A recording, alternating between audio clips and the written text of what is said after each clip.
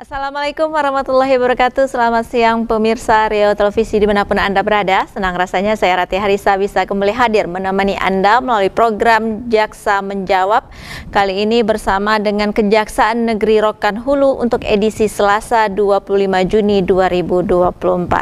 Adapun tema kita yang akan dibahas pada siang hari ini adalah penegakan hukum berdasarkan hati nurani melalui restorasi justice. Seperti biasa, nanti di sesi kedua kami akan mengundang Anda berdialog interaktif bersama kami melalui line telepon 0811-708-9191. Namun terlebih dahulu saya akan perkenalkan narasumber kita pada siang hari ini yang sudah hadir di studio bersama saya. Tepat di sebelah kanan saya akan menyapa Bapak Muhammad Iksan Awaljon Putra SH yang merupakan Jaksa Kejaksaan Negeri Rokan Hulu. Assalamualaikum Bapak Iksan, apa kabar Pak Iksan? Waalaikumsalam, sangat baik Bu Rati. Alhamdulillah, Pak Isannya jauh juga dari Rohul ke Pekanbaru ya Pak Isan ya? Iya Bu, 3,5 jam lah. 3,5 jam, udah ada tol di Kampar ya? Oke, baik. Seperti tadi yang sudah diinformasikan nih Pak Isan ya, bahwa tema kita adalah penegakan hukum berdasarkan hati nurani melalui restorasi justice. Restoratif justice. Nah, mungkin dari masyarakat sendiri kan masih banyak yang bertanya-tanya nih Pak Iksan ya. Sebetulnya restoratif justice itu apa sih? Dan mulainya mungkin dari sejak tahun berapa nih udah mulai program restoratif justice ini? Baik. Sebelum kita mengerti tentang apa itu restoratif justice, saya ingin juga jelaskan filosofi. Filosofi kenapa sih terbentuknya restoratif justice ini? Nah, filosofi yang terbentuknya itu bagi sebagian masyarakat ataupun di dalam kitab undang-undang hukum pidana, untuk dalam pemidanaan itu harus dengan cara penderitaan, memberikan hukuman penderitaan ataupun nestapa kepada para pelaku. Nah, namun dalam arti pengertian dari dengan seiring perkembangan zaman, akhirnya terbentuklah restoratif justice yang mana memikirkan bagaimana keadaan seperti semula bisa kembali sebelum terjadi dengan adanya tindak pidana. Nah, berangkat dari hal itu akhirnya Kejaksaan pada tahun di 2020 membentuk suatu aturan, yaitu Peraturan Kejaksaan nomor 15 tahun 2020 tentang penghentian penuntutan berdasarkan keadilan restoratif. Nah, berangkat dari itu akhirnya kami pada saat itu Jaksa Agung menyebutkan bagaimana jaksanya dalam menangani perkara itu berdasarkan dengan hati nuraninya. Gunakanlah sebagai hati nuraninya. Nah, pada saat sebelum tahun 2020 itu kami para jaksa belum bisa terlalu menggunakan, bukan maksudnya belum bisa menggunakan bagaimana wadah menggunakan hati nurani itu. Karena dimanapun kalau adanya tindak pidana itu pasti ada hukumannya. Misalnya walaupun hanya pencurian kecil, misalnya dilakukan kayak pencuriannya misalnya untuk memenuhi kebutuhan hidup. Nah, kalau dalam tindak pidana apapun jenis tindak pidananya pasti ada hukumannya. Nah, berangkat dari hal itulah akhirnya pada saat itu Jaksa Agung Burhanuddin membuat Peraturan Kejaksaan nomor 15 tahun 2020 yang mana wadahnya nanti kami sebagai jaksa bisa menggunakan hati nurani kami, apakah sebenarnya layak nggak ibu ini misalnya contoh kasus kayak ibu ini melakukan kejahatan itu pantas nggak dihukum atau kita melakukan mediasi antara para pihak. Berangkat dari itulah makanya pengertian dari restoratif justice ini adalah penyelesaian perkara pidana dari para pelaku, kemudian korban, kemudian para tokoh masyarakat untuk diselesaikan secara adil dan secara bersama-sama. Jadi ada filosofinya ya Pak Ihsan ya, karena kalau kita ketahui kalau untuk tindak pidana yang namanya pidana seperti kasus pencurian aja misalnya ya, nggak mungkin sama hukuman yang nyuri nyolong sendal dengan yang nyolong kantor ataupun bank gitu ya. Jadi disitulah sebetulnya kenapa muncul restoratif justice ya. Baik. Nah, kalau di masyarakat sendiri nih Pak Ihsan, apakah mereka sudah paham nih tentang restoratif justice ini atau sebetulnya masih banyak sih masyarakat yang belum mengetahuinya? Nah, kalau di perkembangan masyarakat itu banyak yang belum mengetahui ya. Misalnya masyarakat masih mengetahui ya perdamaian itu hanya bisa dilakukan ya di pihak kepolisian. Nah, pada saat di pihak kejaksaan ya itu ya dituntut dilimpahkan perkara ke dalam pengadilan.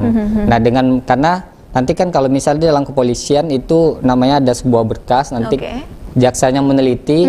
Nah, setelah P21 nanti disitulah baca berkas jaksa itu, setelah P21 itu bacalah berkas apakah perkara ini bisa dilanjutkan dalam limpah ke pengadilan atau kita akan melakukan upaya restoratif justice, upaya perdamaian, yaitu dipanggillah tersangkanya, pelakunya ataupun korbannya untuk dimediasi. Nah, apabila disetujui dari para pihak dan ada penggantian ruginya juga, nah nanti itu barulah di ACC untuk dilakukan restoratif justice.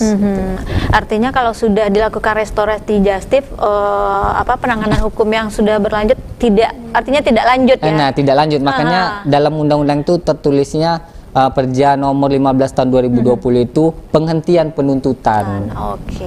Dengan berdasarkan keadilan restoratif. Oke, baik. Nah, untuk program restoratif justice sendiri, kalau kita boleh tahu nih Pak Ihsan ya, apa saja sih contoh tindak pidana nih yang bisa diselesaikan atau nanti dicarikan solusinya melalui restoratif justice ini? Apakah semuanya nih tindak pidana nih bisa sih atau hanya tertentu aja sebetulnya? Baik, kalau kita menanyakan beberapa tindak pidana yang bisa dilakukan restoratif justice nih, tentu tidak semua tindak pidana bisa dilakukan restoratif justice. Ada beberapa tindak pidana yang tidak bisa dilakukan restoratif justice, yaitu seperti kayak tindak pidana keamanan negara, itu tidak bisa. Kemudian tindak pidana kejahatan terhadap korporasi, itu tidak bisa. Kemudian ada tindak pidana narkotika dengan syarat-syarat tertentu juga tidak bisa. Kemudian ada tindak pidana lingkungan hidup yang bisa itu contohnya kayak tindak pidana pencurian, nah tindak pidana penadahan, penggelapan, kemudian ada tindak pidana kekerasan dalam rumah tangga, nah KDRT, itu ya? KDRT itu masih bisa. Kalau di Rokan-Hulu biasanya pencurian ataupun KDRT. KDRT ya, Sejauh ini nih untuk restoratif justice sendiri untuk di Kejaksaan Negeri Rokan-Hulu udah kan dari tahun 2020 ya, sekarang udah 2024.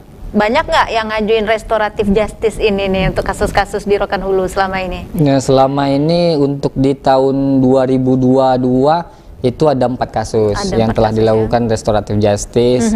Kemudian di tahun 2023 itu ada 3 kasus untuk dilakukan restoratif justice. Di tahun 2024 sampai sekarang belum ada, ya? Masih belum ada ya, bukan tidak ada ya, tapi masih belum ya. Masih belum ada ya. Baik. Nah, ini juga mungkin melalui kesempatan ini kita juga memberikan informasi, edukasi kepada masyarakat bahwa sebetulnya kalaupun kita ada permasalahan dengan hukum, sebetulnya ada sih win-win solutionnya ya, nggak harus selalu harus dihukum dan lain sebagainya. Nah, salah satunya adalah program restoratif justice ya Pak Ihsan ya. Pak Ihsan, untuk restoratif justice sendiri dari dari kejaksaan itu apakah memang ada yang mengaturnya, dasar hukumnya atau gimana nih Pak Ihsan kalau boleh tahu? Nah, dasar hukumnya itu yang saya sebutkan tadi itu berdasarkan Perja nomor 15 tahun 2020. Disitulah disebutkan syarat-syarat untuk dilakukannya restoratif justice. Nah, dasar hukumnya itulah ada 3 syarat yang harus dipenuhi dalam restoratif justice itu. Yang pertama dia tidak pernah melakukan tindak pidana. Baru pertama kali ya, si tersangka baru pertama kali melakukan tindak pidana. Kedua itu ancaman pidananya tidak boleh lebih dari 5 tahun. Kemudian ada juga yang poin nomor 3-nya itu di bawah kerugian 2.500.000. Nah, dari 3 unsur ini harus terpenuhi atau antara alternatif dari A atau B, A atau C. Yang paling pokok, yang paling penting itu adalah dia belum pernah dihukum dalam tindak pidana sebelumnya.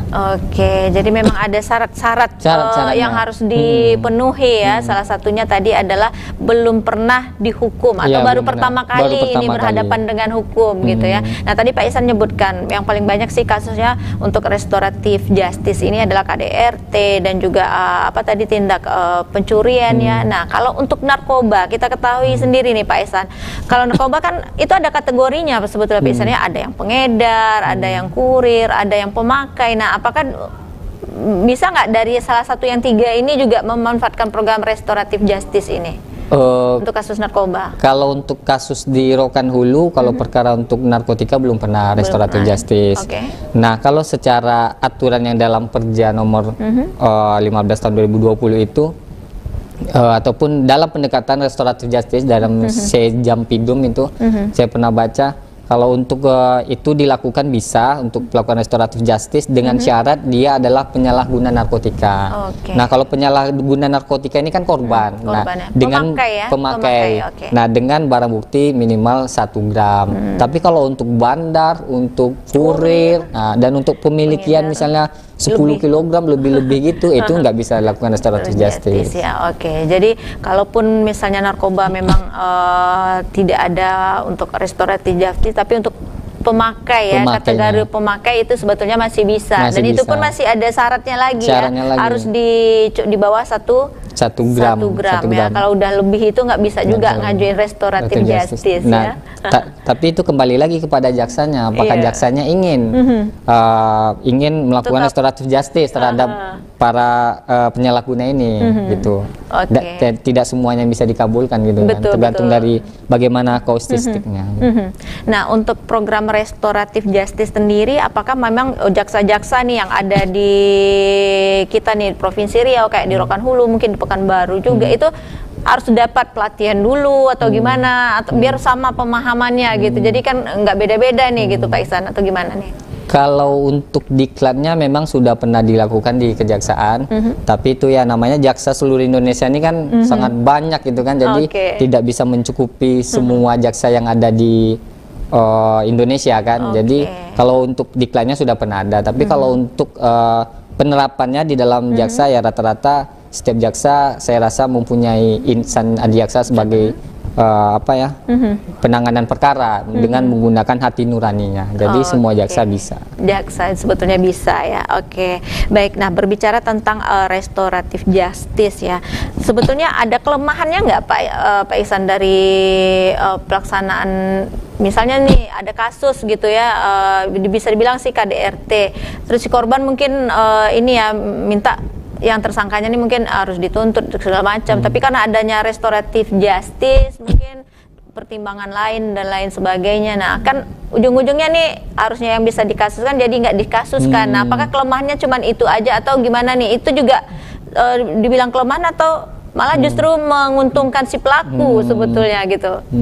Perlu digarisbawahi kalau dalam melakukan restoratif justice ini kita harus dengan memperlihatkan dari sisi korban juga, dari sisi korban, dari sisi pelaku, yang mana nanti tidak akan terjadi restoratif justice apabila dari masing-masing para pihak tidak mencapai kesepakatan perdamaian. Nah, dengan adanya kesepakatan perdamaian barulah bisa ditindaklanjut restoratif justice. Tapi kalau misalnya seperti kasus KDRT misalnya antara istri dan suami, tapi si istri ini tidak pengen mau ya tidak lanjutkan restoratif justice-nya. Dan itu ada juga bentuk-bentuk ganti kerugiannya nanti. Misalnya ada ganti kerugian berapa seperti itu kan. Nanti dipenuhilah dari para pelakunya. Jadi nggak lepas tangan juga ya, tetap mungkin tanggung jawabnya dialihkan ke dalam bentuk lain. Karena kan kalau kita berpikirnya kalau bisa kasus ini bisa diajuin restoratif justice ya kayaknya enak yang pelaku gitu ya, tapi sebetulnya ada tanggung jawab lain juga yang harus dipenuhi ya. Salah satunya tadi itu adalah bentuk kerugian ada pengganti kerugian materialnya juga harus dipenuhi ya. Baik. Nah, kita kan tadi cukup ini ya Pak Ihsan ya, bahwa untuk di Rokan Hulu itu kita di tahun 2022 ada 4 kasus, tahun 2023 kemarin 3 kasus. Nah, di tahun ini udah mau masuk pertengahan tahun masih belum ada. Nah, itu kemungkinan kenapa? Apakah memang kasusnya yang ditangani cukup besar-besar atau gimana nih di Rokan Hulu? Kalau sampai sekarang belum ada itu bagi jaksa belum ada yang menemukan untuk yang perkara yang bisa diajukan restoratif justice. Karena kan tidak semua perkara yang bisa dilakukan restoratif justice, dan perlu diingat perdamaian itu tidak menghapuskan tindak pidana. Jadi tergantung dari jaksanya, apakah jaksanya ingin melakukan restoratif justice atau tidak. Jadi tergantung dari jaksanya. Kalau misalnya dikatakan belum ada, dalam waktu dekat mungkin ada beberapa perkara yang akan dilakukan restoratif justice. Nah, juga hambatan yang kami dulu biasanya ada juga karena pencurian, tapi dia udah pernah melakukan tindak pidana. Banyaknya seperti itu kan, apalagi syaratnya salah satunya yang wajib pokoknya adalah belum pernah dihukum atau pertama kali melakukan tindak pidana. Sementara kalau di Rohul itu tingkat kriminalitasnya itu sudah sangat tinggi. Ya, oke.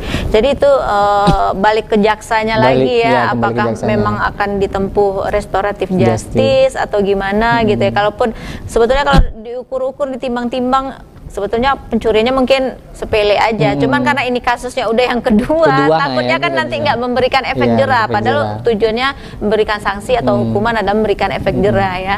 Oke, baik. Nah, kita mungkin juga akan mengupas lebih lanjut tentang restoratif justice. Nah, tadi kelemahannya udah disampaikan oleh Pak Ihsan. Nah, untuk tantangannya sendiri apa sih Pak Ihsan dalam penegakan hukum berdasarkan hati nurani restoratif justice ini? Ya, baik, kalau tantangan kedepannya itu kemarin ya kami masih banyak masyarakat belum tahu tentang adanya restoratif justice dari bisa diselesaikan secara damai walaupun sudah sampai kepada kejaksaan. Nah, respon positif dari masyarakat juga sudah ada. Kemudian kami menjawab tantangan itu, sekarang kami sudah mendirikan rumah restoratif justice di Rokan Hulu itu, tepatnya berada di Desa Pematang Rebah, Kecamatan Lamba. Jadi dengan adanya rumah restoratif justice ini, jadi para pelaku tindak pidana ataupun nanti para korban bisa bermediasi di sana. Itu ada tokoh masyarakatnya. Nanti kalau bila diperlukan jaksanya turun ke rumah restoratif justice itu, ataupun nanti ada konsultasi permasalahan hukum yang ada di nilai-nilai masyarakat.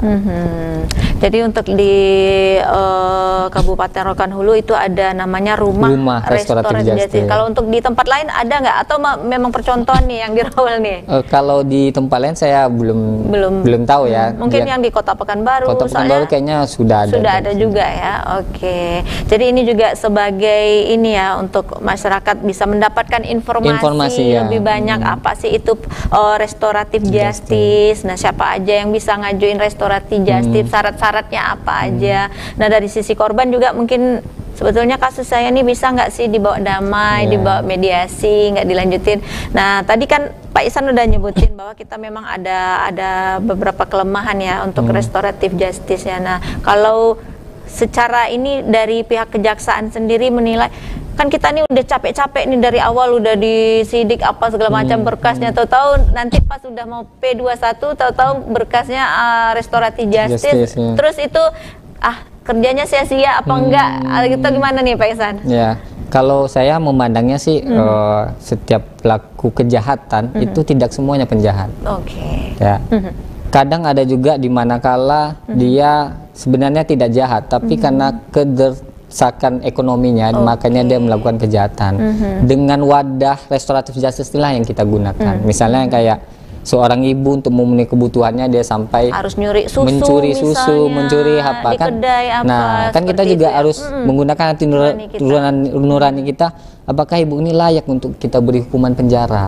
Akhirnya mereka mau untuk dilakukan. Berdamai ya, karena beberapa kasus seperti yang Pak Ihsan sampaikan bahwa untuk tindak kriminalitas sebetulnya sih mungkin nggak semuanya memang kategorinya orang jahat ya, karena memang ada yang memang desakan ekonomi ataupun faktor ekonomi.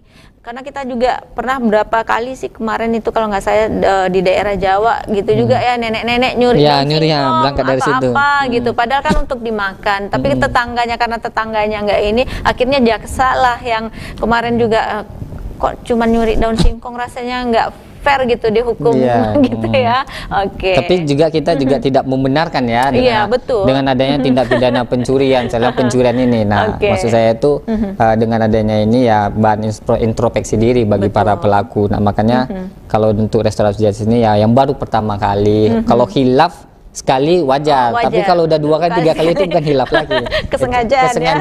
Jangan-jangan modus memang ya. Baik, nah ini juga bisa memberikan pencerahan kepada masyarakat tentang program restoratif justice, bahwa memang untuk kejaksaan sendiri ini sudah program restoratif justice ini sudah dilakukan sejak tahun 2020. Artinya sampai sekarang udah berjalan 4 tahun. Khususnya di Kejaksaan Negeri Rokan Hulu udah ada sebanyak sekitar 7 kasus tadi Pak Ihsan ya, dan di tahun ini kita akan menunggu juga ya kasus yang kata Pak Ihsan mungkin sebentar lagi juga akan diajuin restoratif justice-nya ya. Baik. Nah, cukup menarik juga sih Pak Ihsan, karena kan kalau kita lihat ya kasus-kasus tindak kriminalitas di masyarakat sekarang itu kan memang karena gimana ya? Karena keterpaksaan ekonomi ya, mereka harus menjadi pencuri, harus dan lain sebagainya gitu ya. Nah, tapi kalau untuk kasus-kasus yang berat kayak narkoba memang nggak disaranin nggak gitu disaranin. ya. Makanya ada beberapa syarat kalau untuk narkotika ya. Contohnya kayak misalnya ada korban disuruh apa tuh kan, ada coba nih dipaksanya gitu kan untuk memakai, padahal dia nggak tahu itu kan. Nah, penyalahguna yang seperti itu yang masih bisa kami berdasarkan nurani untuk melakukan restoratif justice. Tapi kalau di Rokan Hulu itu belum pernah ya. Nah, satu lagi juga menjadi pertanyaan nih Pak Ihsan, kalau misalnya kasus narkoba tadi kan mungkin yang pemakai mungkin di bawah 1 gram tadi masih bisa lah diajuin restorasi justice. Nah, kalau untuk kasus kekerasan seksual apakah itu juga bisa dilakukan restoratif justice atau memang sama sekali tidak gitu? Kalau untuk tindak pidana kekerasan seksual itu kalau di Rokan Hulu ya, sepanjang saya di sana itu belum pernah. Namun kalau dari saya baca terkait dengan undang-undang TPKS, kalau misalnya para pelakunya sepakat, itu bisa sebenarnya, karena di dalam undang-undang tersebut nyatakan hanya ada yang maksimal 4 tahun, ada yang maksimal 12 tahun. Nah, mungkin di kategori maksimal 4 tahun itu bisa. Masih bisa ya? Masih bisa. Nah, tapi ya tergantung kasusnya. Kalau saya sih kalau terkait dengan kekerasan seksual, saya pribadi itu tidak akan saya restoratif justice, karena saya juga sebagai laki-laki dan juga paham saya mempunyai orang tua yang ibu kan, punya anak juga gitu kan, untuk lakukan kekerasan seksual terhadap perempuan saya sangat tidak setuju untuk lakukan restoratif justice. Pendapat dari saya ya. Baik Pak Ihsan, kita akan jeda sesaat dulu. Baik para pemirsa, jangan beranjak dulu. Usai pariwara berikut ini, program Jaksa Menjawab akan kembali hadir ke hadapan Anda.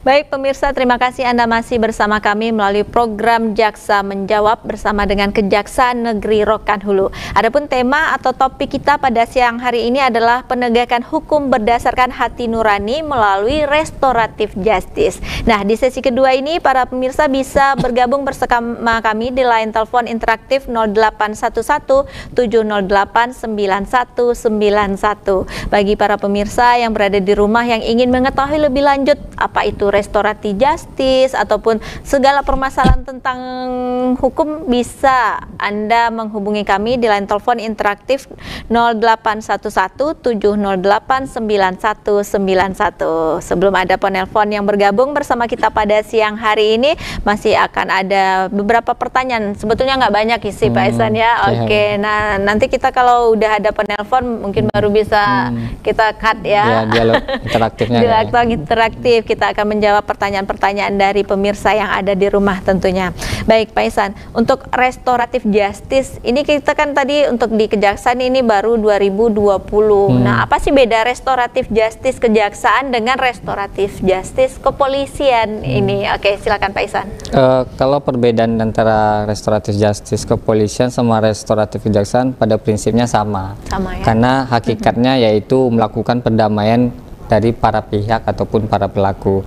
Mungkin yang bisa bedakan mungkin pada syarat-syaratnya. Mungkin mana tahu dari kejaksaan itu syaratnya belum pernah dihukum, terus minimal penjara 5 tahun, kemudian di bawah 2.500.000. Nah, ada juga atau antara poin A tadi sama poin B bisa, antara poin A sama poin C bisa. Contohnya kayak misalnya dia belum pernah dihukum, tapi ancaman pidananya lebih dari 5 tahun, tapi harus dengan kerugiannya di bawah 2.500.000. Atau misalnya pidananya di bawah minimal 5 tahun, tapi kerugiannya bentuknya di atas 2.500.000. Nah, mungkin bisa dilakukan perdamaian di pihak kejaksaan. Nah, kalau di kepolisian saya juga kurang tahu ya aturan dari kepolisian. Mungkin ada syarat-syarat tertentu yang harus kita penuhi juga bagaimana proses restoratif justice di kepolisian. Nah, kalau dalam mekanismenya itu saya rasa berbeda mekanisme untuk melakukan restoratif justice.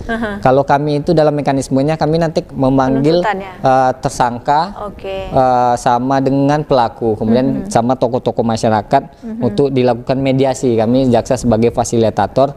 Nanti setelah mereka setuju, ini setuju ada ganti ruginya, terus adanya perdamaian, surat perdamaiannya. Setelah setuju nanti kami akan mengajukan ke Kejari, dari jaksanya ke Kejari kan, nanti Kejari diteruskanlah ke Kejaksaan Tinggi Riau.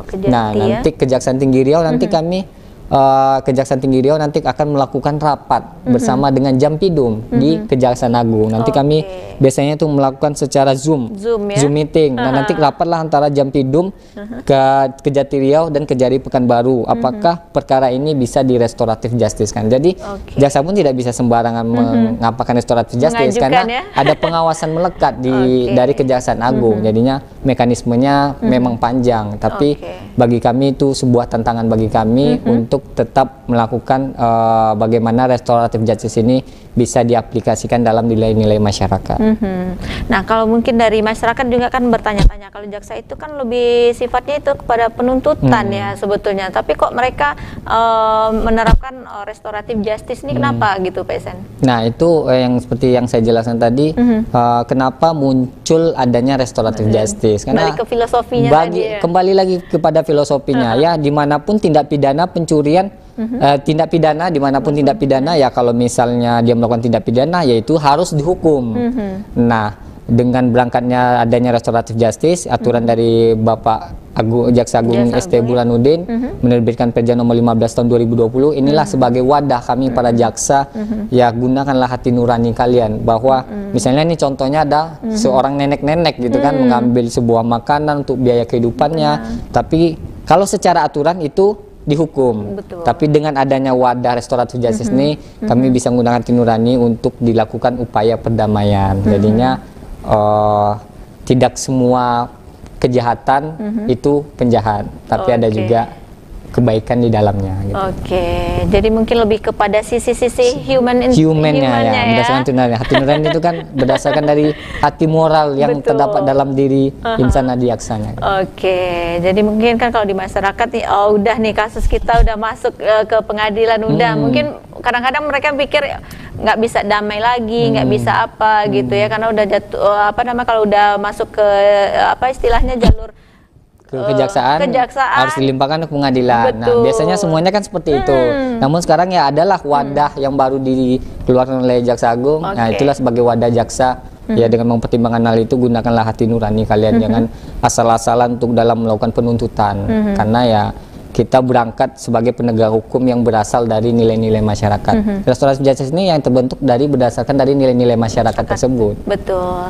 Nah, tadi juga udah diberikan informasi oleh Pak Iksan bahwa untuk di Rokan Hulu itu ada namanya Rumah Restoratif Justice ya. Nah, bagi masyarakat Rokan Hulu yang ingin mendapatkan informasi lebih lanjut tentang restoratif justice itu seperti apa? Apakah kasus yang sedang dialami bisa diajukan restoratif justice? Nah, mungkin juga bisa berkonsultasi ya Pak Iksan ya di Rumah Restoratif Justice. Ataupun datang langsung ke Kejari Rohul bisa nggak Pak Iksan? Bisa. Gitu ya? Kami juga menyediakan juga ada pelayanan hukum kepada masyarakat juga di kantor. Sebelumnya memang banyak yang datang ke kantor juga untuk melakukan sekedar konsultasi permasalahan hukum. Kami juga ada menyediakan juga ada di DPM PTSP. Di DPM PTSP juga kami ada menyediakan suatu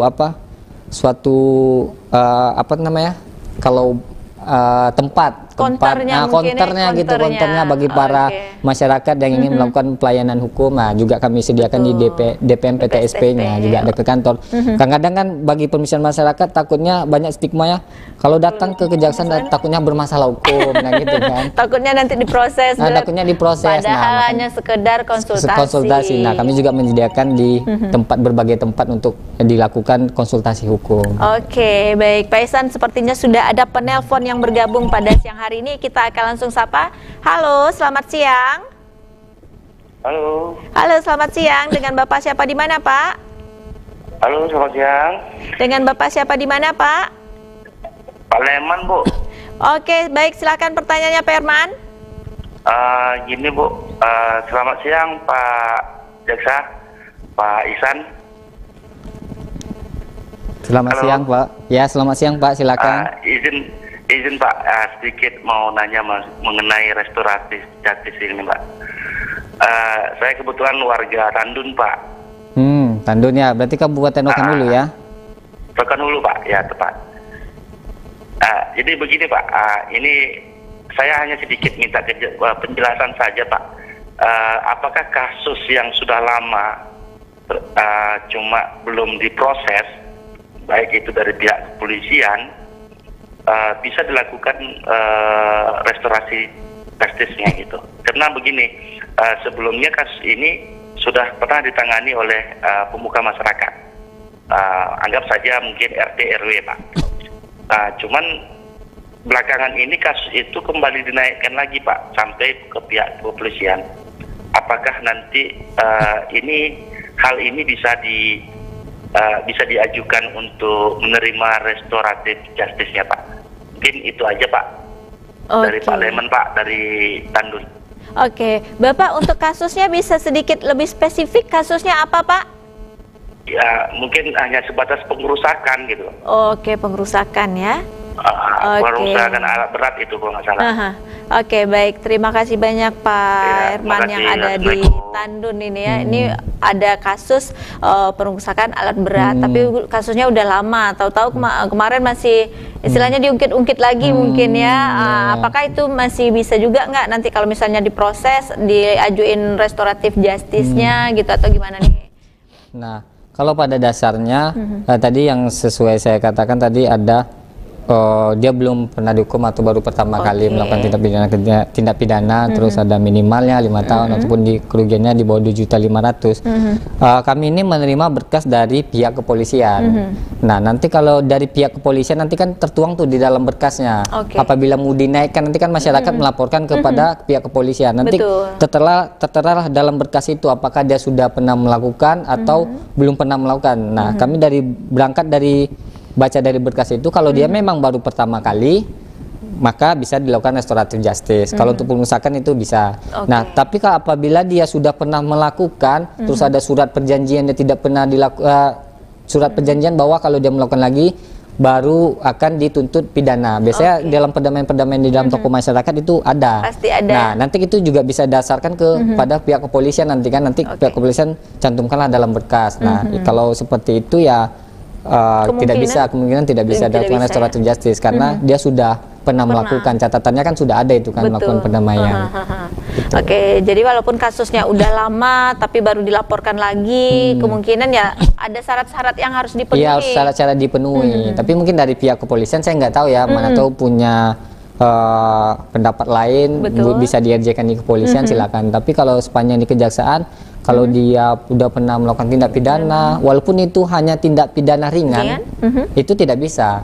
Walaupun hanya tindak pidana ringan, seperti dia mencuri kecil-kecilan gitu kan, misalnya mencuri apalah sawit gitu kan, hanya kecil-kecilan. Tapi dia sudah pernah dihukum tindak pidana ringan, itu tetap juga tidak bisa dilakukan restoratif justice. Makanya syarat mutlak yang harus dipenuhi dalam restoratif justice ini adalah baru pertama kali melakukan tindak pidana. Oke, jadi pun kalau misalnya di dalam penegakan hukum pun jangankan baru kan melakukan tindak pidana, selama kita pun tidak pernah bermasalah dengan itu, dengan hukum, itu menjadi poin penting juga ya bagi jaksa ataupun hakim dalam memberikan sanksi kepada pelaku kejahatan ya. Karena itu tadi ya Pak Ihsan ya, karena untuk pelaku kejahatan nggak semuanya sih mereka orang jahat. Karena mungkin ada yang karena memang faktor lingkungan, faktor ekonomi dan lain sebagainya. Nah, kembali lagi nih kepada hati nurani bapak-bapak kita penegak hukum, apakah itu jaksa, apakah itu kepolisian ya Pak Ihsan ya. Oke, baik Pak Ihsan, kalau kita boleh tahu nih untuk tahun 2024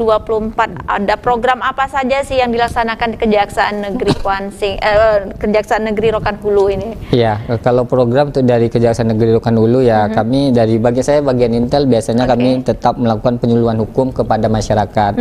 Salah satunya mungkin nanti ada kategori penyuluhan hukum terkait dengan konsultasi masalah hukum ataupun dengan ke masyarakat tentang tindak pidana narkotika ataupun nanti masalah kekerasan dalam rumah tangga ataupun permasalahan-permasalahan yang terdapat dalam nilai-nilai masyarakat apa sih yang terdapat. Nah, biasanya kami juga melakukan penyuluhan hukum seperti itu. Ada juga kegiatan kami jaga desa, jaga dan kawal desa. Nah, itu bagian dari program-program dari Intel. Terus juga ada juga nggak program jaksa masuk sekolah? Jaksa masuk sekolah ya, bagian dari juga ada jaksa masuk sekolah, ada juga jaksa menyapa, dan ini yang terbaru ada jaksa menjawab. Itulah program-program unggulan dari kejaksaan. Baik. Nah, kalau di 2024 udah berapa banyak kasus nih yang ditangani oleh Kejaksaan Negeri Rokan Hulu, dan paling banyak nih kasusnya apa? Apakah sama dengan daerah-daerah lain nih, narkotika masih menjadi primadona atau gimana? Silakan Pak Ihsan. Kalau untuk sampai sekarang kasus untuk perkara pidumnya karena belum tutup buku, belum tahu ya seberapa jumlah besarnya tindak pidana yang berada di Rokan Hulu. Namun yang jelas kriminalitas di dalam Kejaksaan Negeri Rokan Hulu atau wilayah hukum Kejaksaan Negeri Rokan Hulu itu masih tinggi. Nah, kalau untuk tindak pidana yang paling tinggi banyak itu adalah narkotika sama pencurian. Karena narkotika itu banyak sekali di Rokan Hulu, karena ya masuknya dari wilayah Sumatera Utara ya. Kalau perbatasan, kalau pencurian tinggi biasanya pencurian kelapa sawit. Nah, karena ninja sawit ini. Ninja sawit itu yang paling banyak. Oke. Jadi kalau secara umum memang narkotika sama pencurian ini yang ratingnya paling tinggi ya di Rokan Hulu. Nah, mungkin ada target dari Kejaksaan Negeri Rokan Hulu di tahun 2024 ini apa nih Pak Ihsan, kalau kita boleh tahu nih? Mungkin ada PR-PR nih yang ingin dituntaskan oleh Pak Kejarinya, gimana?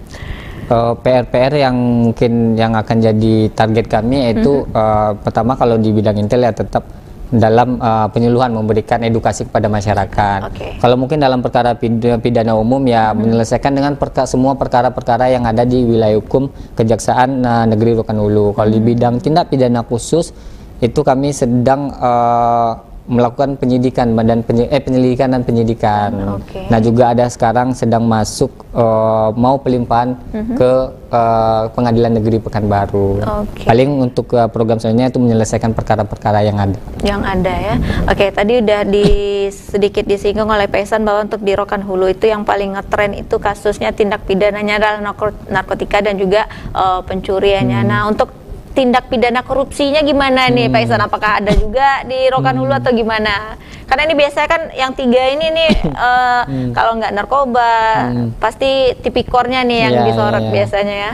Kalau untuk tindak pidana umum ya narkotika sama dengan pencurian. Kalau untuk tindak pidana korupsi itu saya dapat informasinya sekarang itu sedang melakukan sudah dalam proses penuntutan ada untuk dilimpahkan ke Pengadilan Negeri Pekanbaru, yaitu mantan Kepala Dinas Perkim ya ada sedang mau dilimpahkan ke pengadilan. Itu juga sudah, kalau di Rokan Hulu sudah pada tahu tuh ya. Saya kebetulan juga bagian dari tim dari tindak pidana korupsi juga. Nah kalau untuk prosesnya ada juga penyelidikan dan penyidikan sedang ditangani dari tim Kejaksaan Negeri Rokan Hulu. Kalau untuk apanya nanti biar seiring dengan berjalan waktunya lah. Ya, karena nanti masih ada tahapan-tahapan proses yang harus dilalui ya. Tadi juga udah disinggung oleh Pak Ihsan bahwa untuk tahun 2024 ini masih ada artinya target-target nih kinerja yang harus dipenuhi oleh Kejaksaan Negeri Rokan Hulu. Nah, selain target juga mungkin ada nggak prestasi nih yang udah ditorehkan di tahun 2024 ini dari Kejaksaan Negeri Rokan Hulu? Silakan Pak Ihsan. Kalau yang berhasil ditorehkan untuk Kejaksaan Negeri Rokan Hulu, kalau sekitaran perolehan ya mungkin kayak rumah restoratif justice sudah dibentuk ya. Itu di tahun ini ya? Di tahun ini belum adanya rumah restoratif justice. Kemudian kalau diantara kejari-kejari lainnya mungkin ya untuk pelaporan kinerja kami pada bulan Maret atau April itu mendapatkan peringkat pertama. Peringkat pertama ya, Seriau berarti ya? Seriau. Di bulan April atau Maret gitu, kemarin ya. Nah ini juga kan informasi nih kepada masyarakat bahwa kita juga bekerjanya nggak asal-asalan, ada target yang harus dicapai, banyak tantangan hambatan yang dilalui tentunya. Kalau boleh tahu kalau untuk di Kejaksaan Rokan Hulu biasanya menjadi tantangan jaksa apa sih di sana atau hambatan jaksa apa sih Pak Ihsan? Tantangan jaksa, hambatan jaksa sebenarnya kalau saya sih lebih ke tantangan diri ya. Kalau hambatan itu kan kemunduran bagi kita sebenarnya. Hambatan itu kan selalu ada.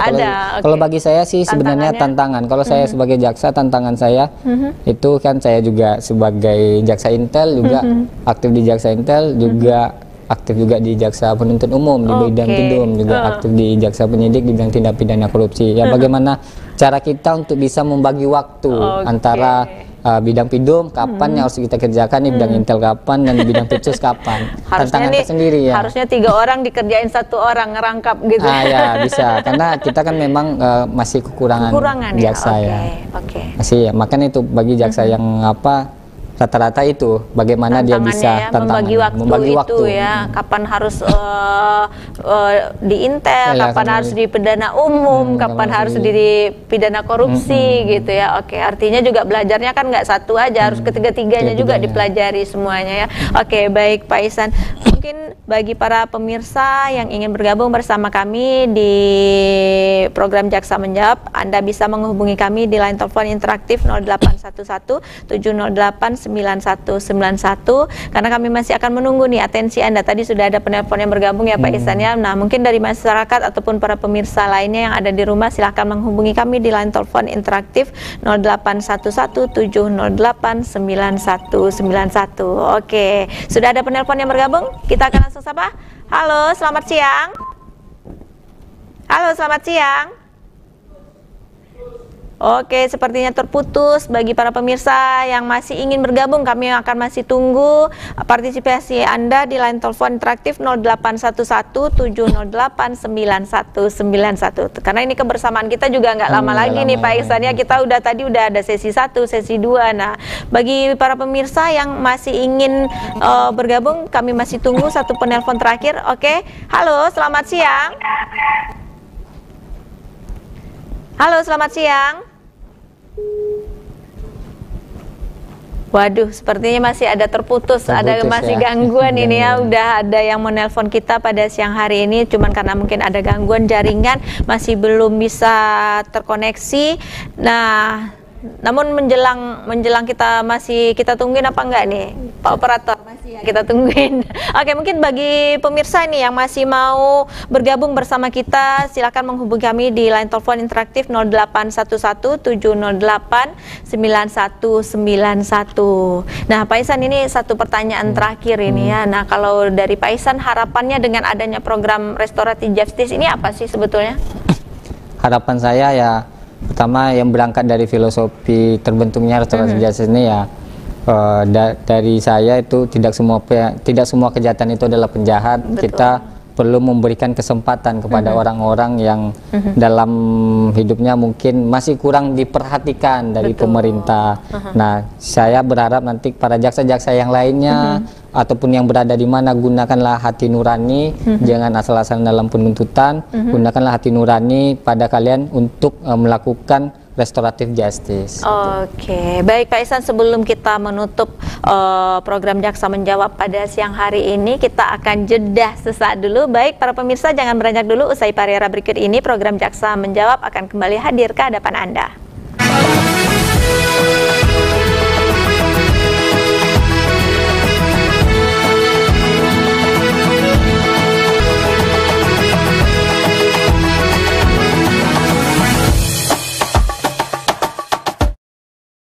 Masyarakat, silakan Pak Ihsan. Oke, terima kasih. Mungkin pesan dari saya atas nama Kejaksaan Negeri Rokan Hulu juga bagian, karena ini masalah restoratif justice, pesan saya ya, berhentilah untuk melakukan tindak pidana kejahatan. Apapun jenis tindak pidana kejahatannya, tentu ada hukuman yang setimpal yang akan dilakukan oleh penegak hukum. Jadi untuk hal itu berhentilah untuk melakukan tindak pidana kejahatan. Karena bagaimanapun yang dilakukan oleh para pelaku pada akhirnya bakalan tertangkap juga.